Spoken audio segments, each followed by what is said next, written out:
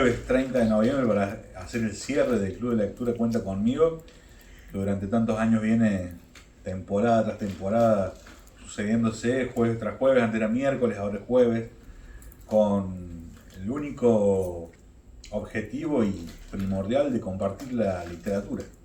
Lecturas, opiniones, debates, algo que hace tan bien es parar un poquito en estos tiempos que va todo tan rápido y detenerse un poco a escuchar, a escuchar al otro, a escucharse a sí mismo también desde otro lugar.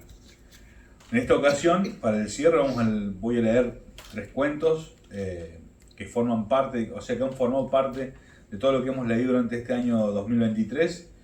Y en este caso voy a abrir con el primer cuento que lo leímos hace poquito en el Club de Lectura, que se llama Arroz, que es de Alejandra Camilla, una escritora argentina, pero con ascendencia japonesa. Y eso se va a ver en su narrativa y en la impronta de cada uno de los párrafos que se van a ir sucediendo.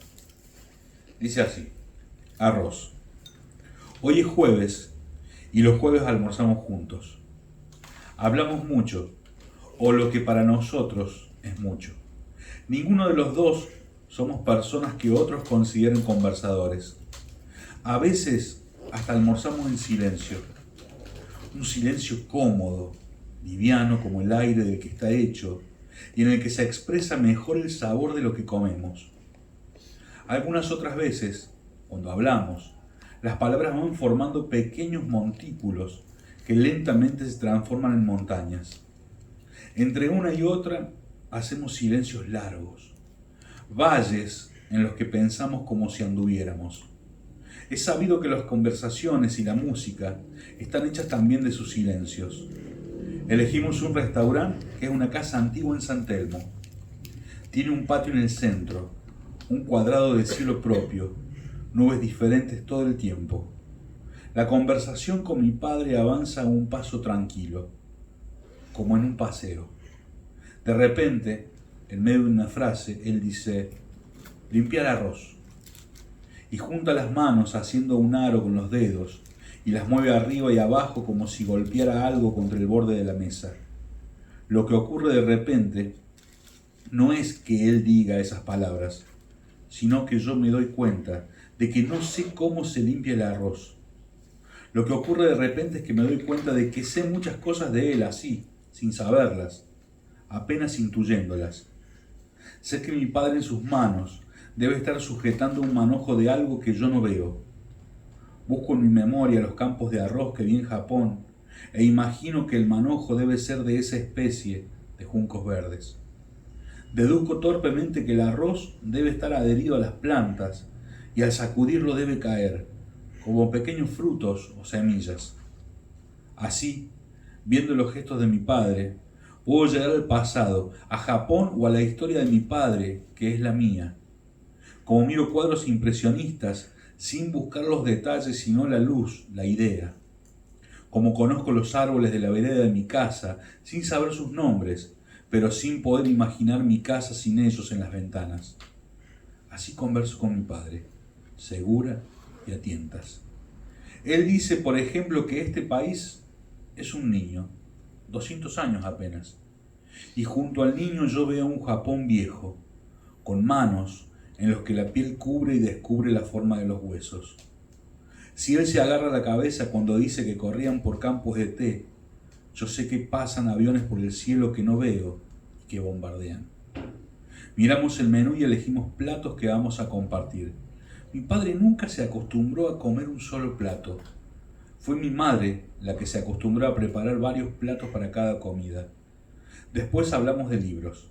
Él está leyendo Las Benévolas, un libro que lleva consigo a donde vaya. Mi padre siempre lleva un libro y un diccionario con él. A mí, que nací y me crié en Argentina, me da pereza buscar palabras en el diccionario. A él, no. El español de mi padre japonés es más vasto y más correcto que el mío.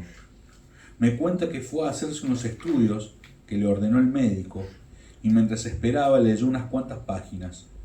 ¿Qué estudios?, le pregunto. Una biopsia, responde. Tengo miedo. un miedo espeso. Siento lo que está al acecho y una certidumbre parecida a la de que al día le sucede la noche, una especie de vértigo. Todo lo que no pregunté en años vuelve a mí. Cada pregunta vuelve y trae otras. Quiero saber por qué mi padre eligió este país niño. Quiero saber cómo fue el día en que mi padre supo que había comenzado la guerra, cómo fueron cada uno de los días que siguieron hasta el día en que llegó a esta tierra.